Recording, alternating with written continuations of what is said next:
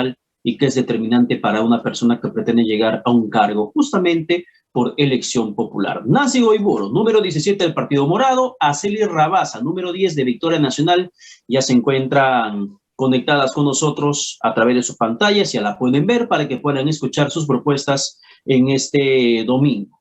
Y estamos al borde del mediodía. Quiero conversar contigo, Nancy Goiburu. Buenos días, bienvenida a Vez Cable, rumbo al poder.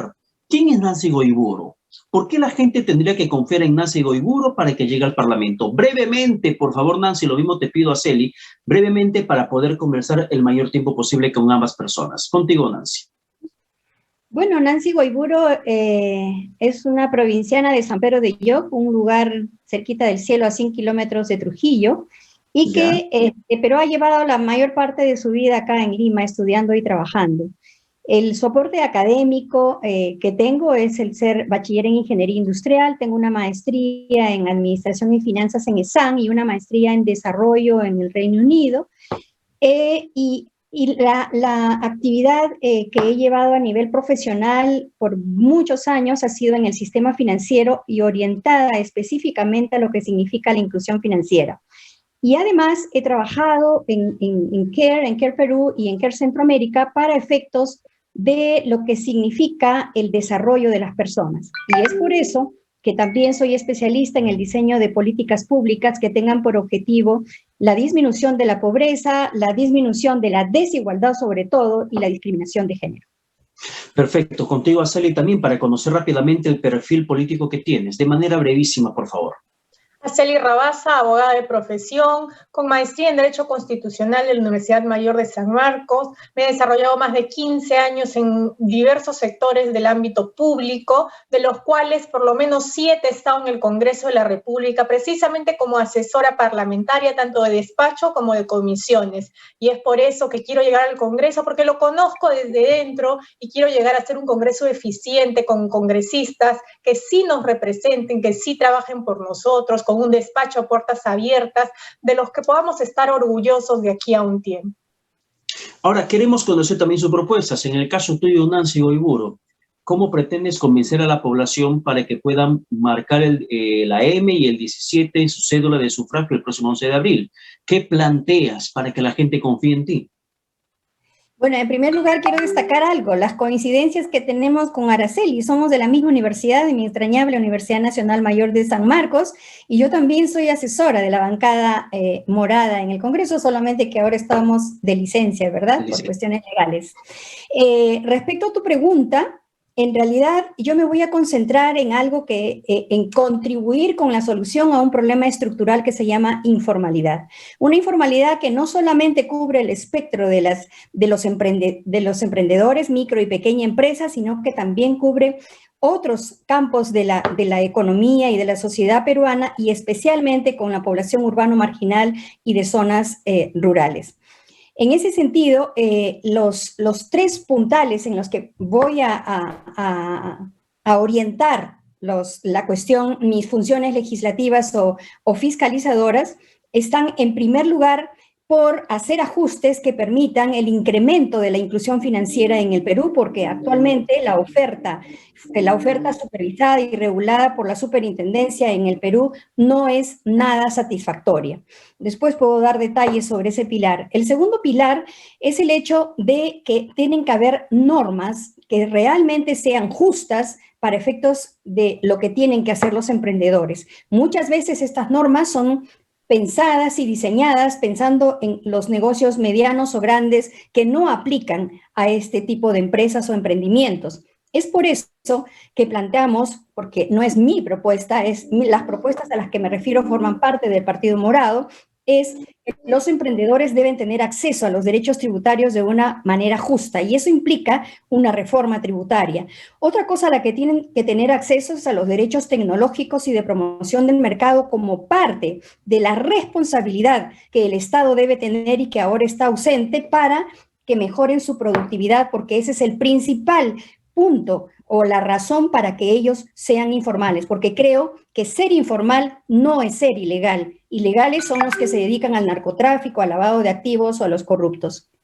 Bueno, efectivamente, ¿quién no quisiera ser formal en esta economía que tenemos en el país? Pero lamentablemente la condición, la situación social y la presión tributaria que ejerce SUNAT a muchos, honestamente, los termina espantando. Antes que me complemente tu tercer pilar, por favor, Nancy, quiero ir con Araceli para poder ser un poco equitativos en el tiempo. Araceli, tus propuestas. Araceli Rabasa tiene 4 ejes de propuestas, entre ellos el principal, la educación, a través de la titulación gratuita en universidades públicas, porque la ley universitaria señala que la universidad pública es gratuita, pero sin embargo esto es letra muerta al querer sacar tu título universitario. Te cobran entre 2.000 y 6.000 soles, todo lo que no te cobraron durante los 5, 6, 7 años de carrera que has desarrollado. Por eso, en Araceli Rabasa, la número 10 del Partido de las Campanas de Victoria Nacional, vas a encontrar una aliada para que precisamente la titulación también sea gratuita y no le pongamos esta barrera económica a los estudiantes. La eficiencia del Congreso es una de mis principales metas de llegar al Congreso. Vamos a reducir el receso parlamentario de 75 días a 15 días para que los congresistas comiencen a trabajar como todos los peruanos 24/7, que es lo mínimo que el poblador desea de sus parlamentarios. Asimismo, vamos a eliminar las leyes declarativas, porque las leyes declarativas no tienen fundamento, no tienen un efecto de trasfondo, son leyes también llamadas ociosas y muchas veces son las culpables de que nos tilden pues a los congresistas de mentirosos, de que los paseamos, porque efectivamente no corresponde una ley declarativa. Es la que, por ejemplo, para que me entiendan, la que declaró la creación del distrito de Huaycán hace 4 años atrás, el 2017, es una ley declarativa y hasta el día de hoy el distrito de Huaycán no existe porque precisamente no es una ley que se pueda hacer desde el poder legislativo. Eso le corresponde al poder ejecutivo y hay que cambiar pues su método de aprobación para que no nos cueste tanto a los peruanos. Luego de ello, y no menos importante, es la ampliación de la cobertura del SOAT para nuestros queridos animalitos, porque en un atropello, cuando se ven vulnerados los animales y son accidentados, nadie cubre sus gastos y por ellos también vamos a llegar a aprobar precisamente esta ampliación de la cobertura del SOAT. Perfecto, regreso contigo, Nancy, pero quiero preguntarte antes que se me pase esta inquietud que tengo sobre tu propuesta de ajustes en el tema de la inclusión financiera. Escuché mucho este término hace unas semanas atrás cuando se aprobó esta ley contra la usura bancaria, como se le denomina en el Parlamento y de manera coloquial, donde se establecen topes máximos a las tasas de interés, porque hay mucha gente que se ha visto afectado por la forma coercitiva hasta perversa de muchos bancos o de todo el sistema financiero, de cobrarte la deuda aunque no tengas cómo responder por efecto de la pandemia. Sin embargo, hemos visto cómo grandes empresas recibieron reactiva y el gobierno los concedió hasta 1 año de gracia y ese mismo trato, lamentablemente, no recibimos los ciudadanos. Y consideran que esa ley termina generando exclusión financiera, la de establecer topes máximos a las tasas de interés. ¿A ese tipo de mecanismos te refieres con inclusión financiera o es que estás enfocándolo desde otro punto de vista, Nancy? Ok. En primer lugar, para responder a tu pregunta, tenemos que saber en qué consiste esa inclusión financiera. ¿Ya? Esta inclusión consiste en que todos los pobres, los de bajos ingresos, y estoy hablando no solo de emprendimientos, sino de agricultores que están en un promedio de 5 hectáreas de la agricultura familiar y que nos proveen de alimentos en toda la pandemia. Estamos hablando de las mujeres individualmente o organizadas a través de clubes de madres, etcétera. Todos ellos tienen derecho a tener crédito, a tener ahorros, que no signifique, por ejemplo, que los 50 soles que puedan ahorrar mensualmente puedan meterlo a un banco, a una financiera o una caja, al mes siguiente entren y encuentren 49 y no 51. Que accedan a microseguros buenos, bonitos y baratos. Los que acceden ahora son mínimos, es un simple seguro de desgravamen para que la deuda quede cancelada, pero después de la muerte. Se necesitan seguros de vida, seguros que cubran una serie de aspectos, no solamente al individuo, sino a la familia. Todo eso, además de los derechos a los servicios financieros digitales. Estos servicios digitales, que en términos prácticos se llama dinero electrónico, tener una tarjeta, un bill o lo que fuere, los pobres no acceden. Para que esta inclusión financiera se dé, no solamente es necesaria la participación de la oferta financiera actual, sino también la participación del Estado. ¿En qué aspectos? Especialmente en generar infraestructura, especialmente a nivel de comunicaciones, para efectos que la oferta financiera apueste por dar este tipo de servicios financieros, especialmente créditos a los de más bajos ingresos. ¿Qué es lo que sucede ahora? Actualmente, y con datos al 2019, solamente se cubrían el 39% de microcrédito. ¿Ustedes imaginan lo que ha pasado en toda la pandemia? Pues debe haber disminuido mucho esa cobertura de la demanda. Entonces, ahora paso a lo otro. Una variable que se incorpora a este asunto de la inclusión financiera es la ley de los techos a las tasas de interés, y que inclusive creo que el Ejecutivo lo ha observado y va a poder presentar una demanda al Tribunal Constitucional. ¿Qué ha pasado con esto? Y el Partido Morado, durante la discusión de esta ley, planteaba que solamente se pongan topes a las tasas de interés para los productos de consumo, llámese tarjetas de crédito, líneas de crédito, préstamos de consumo, porque realmente la oferta actual está cobrando 100, 120 de interés cuando tú lo sumas a la tasa de interés, los cargos, los moratorios y hasta el aire que se respira, ¿verdad? Okay. O sea, tú estás a favor de que esa parte de las tasas de interés sea eliminado. El problema, te lo puedo contestar, pero esa ley que actualmente ha salido sí no beneficia a los emprendedores.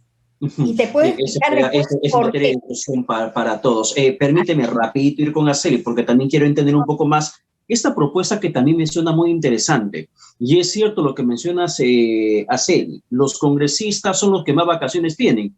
Curiosamente, tienen más vacaciones que nuestros hijos cuando salen del colegio. ¿Cómo pretendes reducir este receso parlamentario para que el congresista termina la fiesta de Navidad, termina la fiesta de fin de año y a las pocas semanas esté regresando a hacer su chamba y no le encargue toda la comisión permanente? Que exista un Congreso mucho más proactivo, más productivo. ¿Cómo pretendes consensuar un parlamento? Necesitamos llegar con un partido como el de Victoria Nacional, que lo que va a buscar es consensos. Yo creo que todos los partidos nos debemos unir en este entendido, porque los peruanos estamos cansados ya de las peleas y las discusiones entre partidos, entre el Ejecutivo y el Legislativo, que no nos va a ayudar en nada ni nos va a sacar en esta crisis.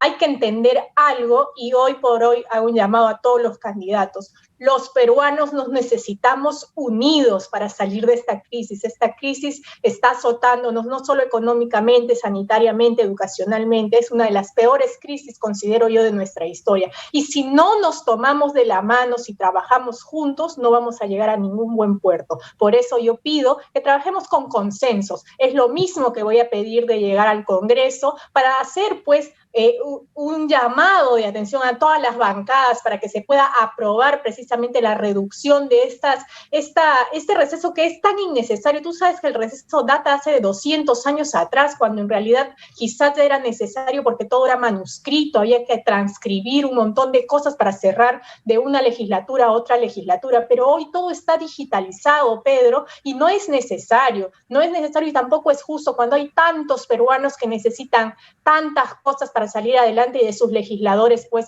que estén ahí representándolos, legislando y fiscalizando. Pero dentro del Parlamento, ¿consideras que tendrás consenso con los posibles congresistas que van a estar dispuestos a renunciar a su receso parlamentario para que se pongan a trabajar más?